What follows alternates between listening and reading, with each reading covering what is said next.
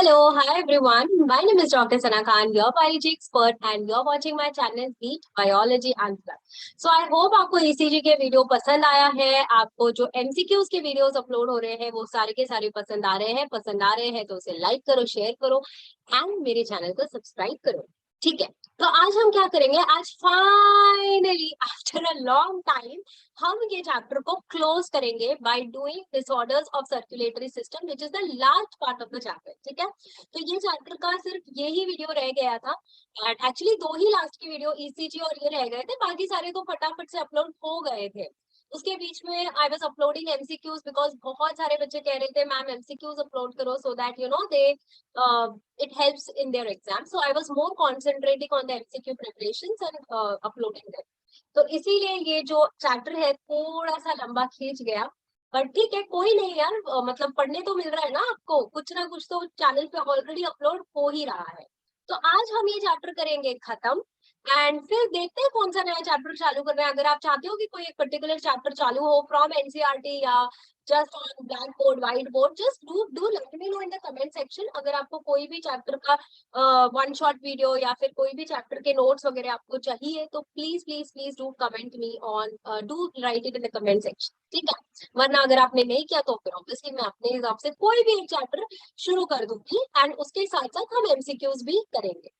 चलो, सो disorders of circulatory system पे आ जाते हैं. बहुत ही इजी पार्ट है, बिल्कुल भी डिफिकल्ट नहीं है ये वाला पार्ट, फटाफट से हो जाएगा.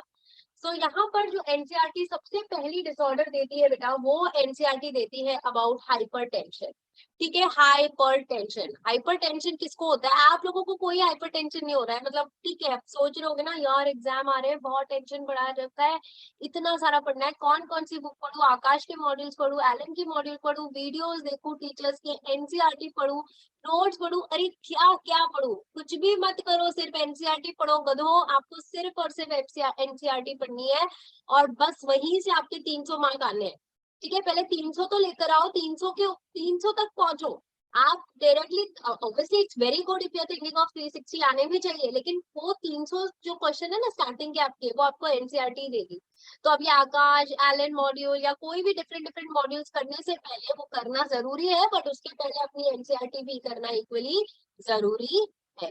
ठीक है, चलो. तो hypertension is the term for blood pressure that is higher than normal 120/80. देखो हमारा जो ब्लड प्रेशर होता है उसमें जो नॉर्मल ब्लड प्रेशर होता है वो हम कैलकुलेट करते हैं एज 120/80 mm ऑफ Hg. ठीक है, तो 120 होता है आपके सिस्टोलिक ब्लड प्रेशर. ओके, जब वेंट्रिकल्स कॉन्ट्रैक्ट करते हैं तो उस टाइम पे जो ब्लड प्रेशर होता है 120, उसको सिस्टोलिक कहते हैं. और रिलैक्सेशन के टाइम पे जो प्रेशर होता है उसके अंदर, उसको हम डायस्टोलिक कहते हैं. तो 120 is systolic blood pressure and 80 is the diastolic blood pressure. ठीक है, तो ये एक नॉर्मल प्रेशर काउंट होता है एंड अगर आप इसकी यूनिट देखें तो it is calculated in mmHg. Means इसमें जो इंस्ट्रूमेंट आपने ब्लड प्रेशर का इंस्ट्रूमेंट देखा होगा, राइट, उसका नाम आपको पता है, स्कूल पे पढ़ा होगा ना, मैनोमीटर. करेक्ट. तो ये जो इंस्ट्रूमेंट है उसका नाम है स्पिग्मो मैनोमीटर. तो स्पिग्मो मैनोमीटर आपने देखा होगा ना, ऐसे बीच में मर्क्यूरी होती है, राइट? यस. सो मर्क्यूरी रहती है एंड देन यहाँ पर कफलिंग्स अटैच्ड होते हैं जो आपके यूजुअली लेफ्ट आर्म के ऊपर अटैच किए जाते हैं. देन उसको प्रेशर से फिल किया जाता है, मर्क्यूरी को रेज किया जाता है एंड देन जब फर्स्ट टक करके एक आवाज आती है ना, तो वो होती है आपकी सिस्टोलिक ब्लड प्रेशर. और जब सेकेंड आती है प्रेशर रिलीज करने के बाद, उसको कहते हैं डायस्टोलिक. है प्रेशर चेक करते कैसे है वो आप मेडिकल में पढ़ोगे एंड बहुत मजा आएगा जब आप प्रेशर वगैरह चेक करने शुरू हो जाओगे. ठीक है, आपको तभी लगेगा यार मैं तो आधा डॉक्टर बन गया हूँ, आधा डॉक्टर बन गई हूँ. तो खैर, sigma manometer is a machine जिसमें ब्लड प्रेशर चेक किया जाता है. तो सिस्टोलिक ब्लड प्रेशर 120 होता है, डायस्टोलिक प्रेशर 80 होता है. तो जब भी ब्लड प्रेशर इससे ज्यादा हो जाता है, तो इससे ज्यादा मतलब कितना ज्यादा, करीबन 140/90 होता है, तो हम कहते हैं the person is suffering from high blood pressure. ऐसे नहीं कि आज के दिन चेक करा और 140/90 हो गया, भाई तेरे को तो ब्लड प्रेशर है, ऐसे नहीं होता है. आपको कॉन्सिक्यूटिवली 15-20 डेज तक वो बंदे को मॉनिटर करना होता है, उसको चेक करना होता है एंड अगर वो कंसिस्टेंटली वैसा ही ब्लड प्रेशर आ रहा है तब हम उस पर धप्पा लगाते हैं, okay this is a person with high blood pressure, ठीक है।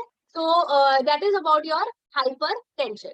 सो अभी क्या दिया हुआ है इसमें, if repeated checks of blood pressure of an individual is 140/90 और हायर, इट शोज हाइपरटेंशन।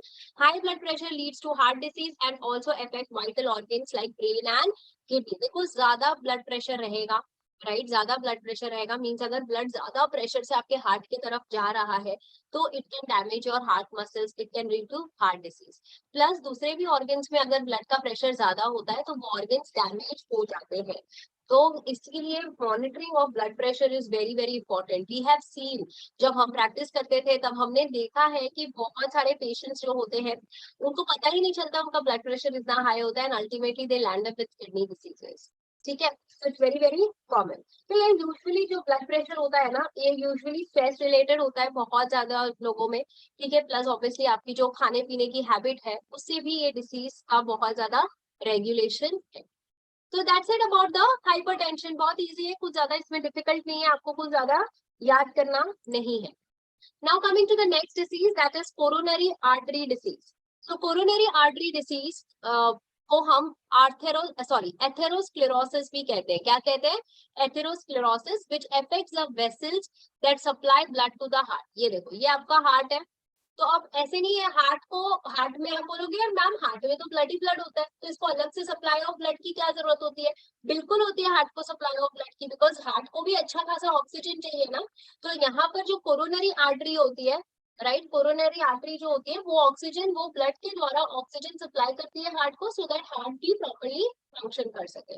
तो जब ये कोरोनरी आर्टरी में ऐसे डिपोजिशन हो जाता है, किसका डिपोजिशन हो जाता है बेटा? कैल्शियम का, फैट का, कोलेस्ट्रॉल का, या कोई टिश्यू का डिपोजिशन हो जाता है, तो उसके वजह से जो आर्टरी का ल्यूमेन है, राइट, बिकॉज उसमें अगर कोई चीज अटक जाएगी ऐसे, तो उसका जो ल्यूमेन है अंदर का वो स्मॉल हो जाता है, कंस्ट्रिक्ट हो जाता है, जिसके वजह से जो ब्लड है वो प्रॉपरली आपके हार्ट तक नहीं पहुंच पाता है, and it leads to a disease which is called as coronary artery disease. So coronary artery disease में the blood to the heart doesn't reach properly because the arteries get blocked and the lumens constrict. ठीक है बेटा। अब आते हैं next पे, जिसको कहते हैं नेक्स्ट डिसीज पे, that which is called as angina. तो एंजाइना को आप एंजाइना पेक्टोरिस भी कहते हो। आपने बहुत ही सारे टीवी सीरियल्स वगैरह में देखा होगा, बहुत सारे ऐसे ऐसे बोलते हैं ना, दर्द हो रहा है, दर्द हो रहा है, और ऐसे गिर जाते हैं। तो वो दर्द जो होता है ना, दर्द, उस दर्द को हम कहते हैं एंजाइना पेक्टोरिस। क्या कहते हैं बेटा? Angina pectoris. So angina pectoris actually एक पेन है, जो हार्ट के वहां पर पेन होता है ना, उसको हम कहते हैं एंजाइना पेक्टोरिस। तो एक सिम्टम है। तो symptom of acute chest pain appears when no enough oxygen is reaching to the heart muscle। तो ये कब होता है? जब ऑक्सीजन प्रॉपर्ली हार्ट मसल तक पहुंच नहीं पाता। ऑक्सीजन क्यों नहीं पहुंच पा रहा होगा? बहुत सिंपल सा लॉजिक है, सेम थिंग है। आर्टरीज में यहाँ पे डिपोजिशन हो जाता है, जिसकी वजह से ब्लड नहीं जा पाता है, ब्लड के साथ ऑक्सीजन नहीं जा पाता है, जिसकी वजह से यहाँ पर पेन शुरू होने लगता है, जिसको आप कहते हो एंजाइना पेक्टोरिस। तो ये एंजाइना पेक्टोरिस ऐसा कुछ नहीं है कि मेन में ज्यादा होगा वुमेन में होगा, कहीं पर भी मेन वुमेन में हो सकता है, कोई भी एज में हो सकता है। अभी तो मिडिल एज में बहुत ही ज्यादा कॉमन है, करेक्ट। सिद्धांत शुक्ला कौन से एज पे गया था बेटा? 40 इयर्स पे गया था। इट्स नॉट एन एज जहां पर आप हार्ट डिसीजेस से सफर करो। Okay, so it's very important कि आप हार्ट का भी उतना ही इक्वली इंपॉर्टेंट ध्यान दें। It is very important that you eat good, you exercise properly, means not you people, obviously आप बहुत छोटे हो, but you have to see that your parents eat good, they exercise properly, right? थोड़ा sweat वगैरह निकले, so that जो भी cholesterol वगैरह है वो ना हो। So it occurs due to the conditions that affect the blood flow. So angina pectoris में पेन कहाँ पे होता है बेटा? पेन यूजुअली नेक में होता है, ये ऐसे लोअर जॉ में होता है, लेफ्ट आर्म की तरफ एंड लेफ्ट शोल्डर की तरफ पेन होता है। तो ये ऐसा पेन होता है ना जहां पर बंदा कहता है बहुत हैवी लग रहा है, ऐसा लग रहा है किसी ने बहुत ज्यादा वजन रख दिया है। ऐसा usually how to recognise angina pectoris pain, because बहुत सारे लोग इस पेन को गैस पेन से भी रिलेट करते हैं। तो दोनों में क्या अंतर है? Being a doctor obviously I would like to tell you few things extra. तो इसमें दोनों में क्या अंतर है? दोनों में अंतर ये है कि एंजाइना में जो बेटा पेन हो रहा है ना, वो पेन ऐसा फील होगा ना, बंदा कहेगा ऐसा लग रहा है किसी ने बहुत ज्यादा ऐसे वजन रख दिया है, तो वो एक्चुअली हार्ट पेन होता है, वो गैस का पेन नहीं होता है, ठीक है। तो फीलिंग होती है जैसे कि बहुत ज्यादा हैवीनेस हो गया एंड ये जो है पूरा पकड़ लेता है left side. So that is about your angina Pictoris. ठीक है, फिर एक जैसे मैंने आपको लास्ट टाइम ईसीजी के बारे में पढ़ाया, आपने सुना है क्या एंजियोग्राफी?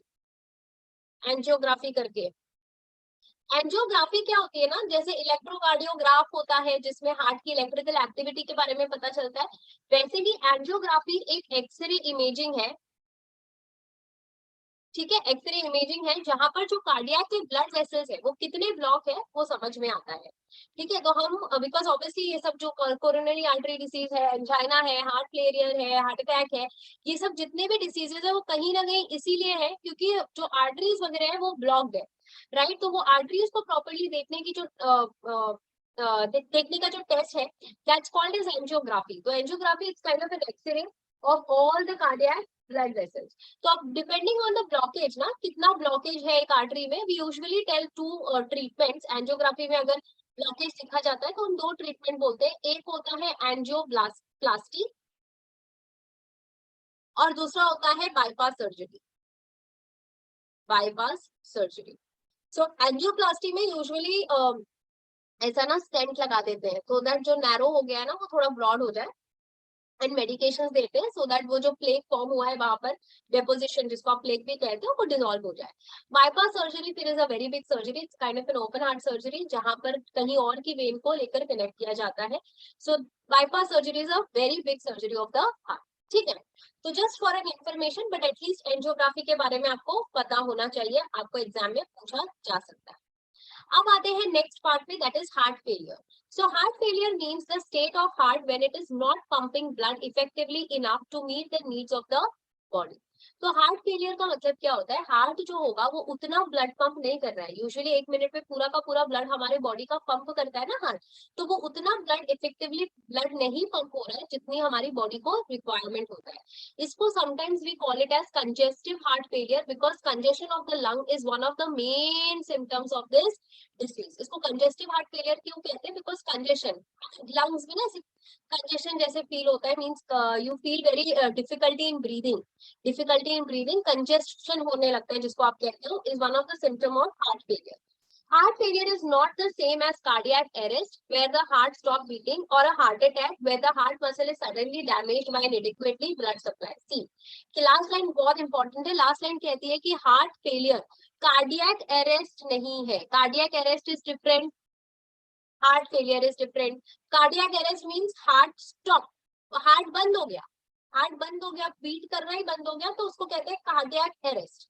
अगर हार्ट अटैक आया है बंदे को, ओके, बंदे को हार्ट अटैक क्यों आता है, हार्ट अटैक में क्या होता है, हार्ट अटैक में क्या होता है ना, जो मसल होता है वो डैमेज हो जाती है क्योंकि वहां पर इतना ऑक्सीजन, इतना ब्लड सप्लाई नहीं जाता है, जिसकी वजह से वो मसल, हार्ट किसका बना हुआ है, हार्ट मसल का बना है ना, मायोकार्डियम, तो वो प्रॉपर्ली ब्रीथ नहीं कर पाता, जिसकी वजह से वो डैमेज हो जाता है, the person suffer from heart attack. ठीक है, तो एक हार्ट अटैक होता है जिसको आप साइलेंट हार्ट अटैक भी कहते हो, सुना होगा आपने, इनफैक्ट देख सुना तो पक्का ही होगा। बहुत सारे लोग होते हैं जो नींद में कभी कभी यू नो दे डाई, मतलब उनको हल्का सा पेन, हल्का सा अनइजीनेस होता है, जैसे एक नॉर्मल सी अनइजीनेस नहीं होती, बस फटाक से उनको and they die. It's called a silent heart attack. Silent heart attack means without any much of symptom, तो हल्का फुल्का शॉर्टनेस ऑफ ब्रेथ हो जाएगी, थोड़ी बहुत स्वेटिंग होगी शायद से, ओके, थोड़ा डिस्कम्फर्ट होगा, but it will be not that pain, so that's called as silent heart attack. Okay, so देखो, हार्ट फेलियर मींस जब हार्ट इफेक्टिवली पंप नहीं कर रहा है, मतलब हार्ट में जब हार्ट इफेक्टिवली आपका ब्लड जितना, एक पूरा बॉडी का जो एक साइकिल होती है ब्लड, अगर वो प्रॉपरली पंप नहीं कर रहा है तो उसको हार्ट फेलियर कहते हैं। हार्ट एकदम से बंद हो गया रुकना, बंद हो गया चलना या फिर बीट होना, उसको कार्डियक अरेस्ट कहते हैं। हार्ट अटैक मींस जब हार्ट के मसल्स डैमेज हो जाते हैं without because of इनएडिक्वेट blood supply, उसको हम हार्ट अटैक कहते हैं। तो तीनों में अंतर है बेटा, एंड हार्ट अटैक को हम मायोकार्डियल इंफार्क्शन भी कहते हैं। ठीक है, ये मैंने आपको ईसीजी में बताया था। हार्ट अटैक को हम क्या कहते हैं, मायोकार्डियल इंफार्क्शन। तो हार्ट अटैक एक kind of silent heart attack, मतलब हार्ट अटैक का एक टाइप है साइलेंट हार्ट अटैक, जहां पर थोड़े भी सिम्टम्स नहीं होते हैं। ठीक है, so very easy, I would say disorders was very very easy. तो that's all about the disorders of circulatory system, and here finally we end this chapter from NCERT. This was, I think, the first chapter which I did continuously from NCERT, because बाकी में PPT भी थे, फिर NCERT भी था, बहुत कुछ mixture था, बट यहाँ पर हमने सिर्फ और सिर्फ NCERT रीडिंग की. So अगर आपको ये मेथड, ये टाइप ऑफ वीडियोस पसंद आए हो, तो please do let me know in the comment section. We'll start soon with the next chapter. If you want the particular chapter to be started, because so do let me know in the comment section. I'll do that thing. So आपको कुछ भी नहीं करना है, video को like करना है, share करना है, सब्सक्राइब करना है, पढ़ाई करनी है, और मुझे इंस्टाग्राम पे फॉलो करना है. ठीक है. So please do follow me on Instagram, because Instagram पे आपकी काफी सारी चीजें अपडेट होती हैं, नोट्स अपलोड होते हैं, वीडियोस के बारे में आपको इंटीमेशन मिल जाता है. So do support my channel. I meet you soon. Till then bye, take care, work hard,